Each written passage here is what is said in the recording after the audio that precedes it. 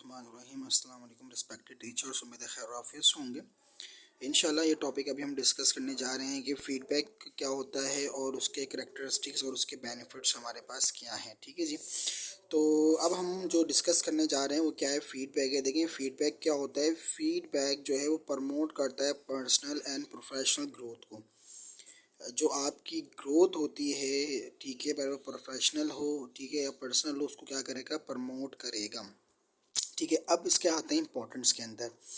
ठीक है। पहला इंपॉर्टेंस क्या है, to solve the problem. Feedback की मदद से हम जो है वो स्टूडेंट की प्रॉब्लम्स को क्या कर सकते हैं, प्रॉब्लम्स को सॉल्व कर सकते हैं। ठीक है। जब कोई हमें फीडबैक देगा, अब हम उसको लर्नर को बताएंगे कि आप में ये जो है ये प्रॉब्लम है, ठीक है, ये आपके पास स्पेशल नीड्स हैं, ये प्रॉब्लम्स हैं, तो हम इसकी मदद से क्या कर सकते हैं, उसकी प्रॉब्लम को सॉल्व कर सकते हैं। सेकंड हमारे पास क्या है, डेमोक्रेटिक अप्रोच है। बिल्कुल इसके अंदर डेमोक्रेटिक अप्रोच का मतलब ये होता है कि इसके अंदर कि ये हमारे पास क्या है, डेमोक्रेटिक अप्रोच है। ये इसलिए डेमोक्रेटिक क्योंकि इसके अंदर जो है ना सबको पार्टिसिपेट करने का फ्रीली जो है ना वो हैंडल होता है कि आप जो है ना आप हमें कोई भी एक जो है वो रिस्पॉन्स दे सको, फ्री हैंड है, सबको सब पार्टिसिपेट इजीली कर सकते हैं। ये इफ़ेक्टिव कम्युनिकेशन है, यानी कि इसमें टू वे कम्युनिकेशंस आती है। इसमें एक रिसीवर होता है, एक सेंडर होता है, टू वे कम्युनिकेशन है। इसकी वजह से इफ़ेक्टिव कम्युनिकेशन का प्रोसेस बहाल होता है।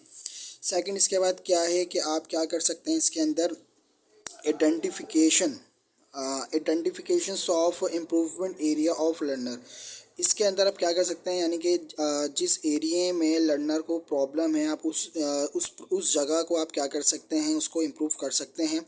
बेटर अंडरस्टैंडिंग हो सकती है, यानी कि इसके अंदर इन्वॉल्वमेंट जो है वो लाजमी होगी, और जिसके अंदर इन्वॉल्वमेंट होती है वो चीज़ जो है वो बेटर अंडरस्टैंडिंग की तरफ जो है वो जाएगी।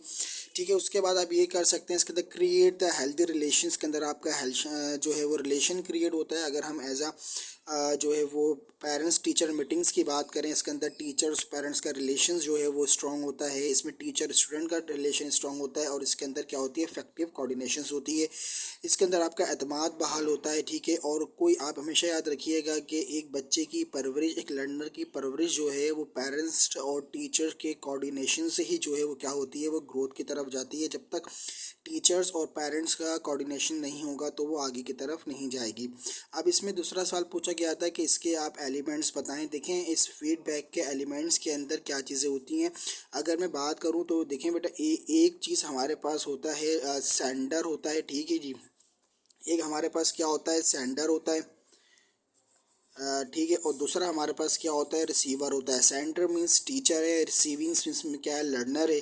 ठीक है। ये एक फ्रेम के अंदर होते हैं, और बाहर से इसमें एक्सटर्नल फोर्स आ रही होती हैं। और एक्सटर्नल फोर्स क्या होते हैं, आपके पेरेंट्स आ सकते हैं, हो सकते हैं आपका साइको कल्चर्स आ सकता है। ठीक है। तो इसमें पहला एलिमेंट रिसीवर होगा, सेंडर होगा, पेरेंट्स होंगे, एटमॉस्फेयर के अंदर आ सकते हैं। ठीक है। तो ये इसके करैक्टरिस्टिक्स भी हैं, इसके एसेंशियल्स भी हैं। ठीक है। कि फीडबैक का प्रोसेस किस तरह जो है वो तकमील की तरफ पहुंचता है, या किस तरह डेवलप होता है। तो आप इसमें लिख सकते हैं कि सेंटर का भी अहम किरदार अदा होता है। एक सेंटर भी एक मेन करैक्टरिस्टिक्स है, रिसीवर भी एक करैक्टरिस्टिक्स है, जिसके अंदर पेरेंट्स की कोऑर्डिनेशंस भी जो आ सकती है। तो ये चीज़ें इसके अंदर आप लिख देंगे फीडबैक के अंदर, और फीडबैक के फ़ायदे भी आप इसमें क्या करेंगी, लिख देंगी। तो इंशाल्लाह नेक्स्ट वीडियो थोड़ी सी लंबी होगी, तो हमारे पास ये टॉपिक होगा assessment policies and practice in Pakistan schools. इस पे हम इंशाल्लाह वीडियो बनाएंगे। अपना ख्याल रखिएगा। अस्सलाम वालेकुम।